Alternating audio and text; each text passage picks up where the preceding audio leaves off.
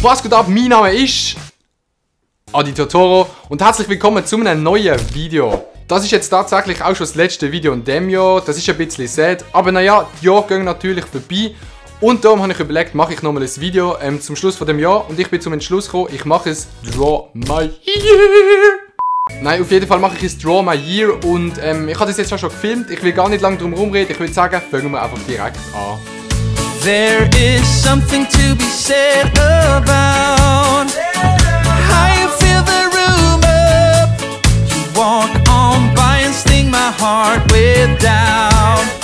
Did you notice how I fell hard every time I try to call you up?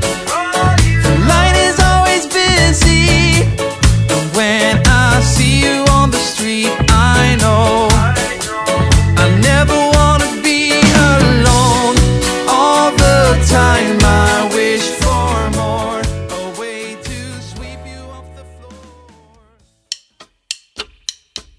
Das ist es auch schon gewesen. Es ist wirklich richtig viel Aufwand gewesen, das Draw My Year zu zeichnen. Aber ich hoffe, es hat euch gefallen und dann würde ich einfach sagen, habt noch ein schönes 2016 und dann sehen wir uns nächstes Jahr.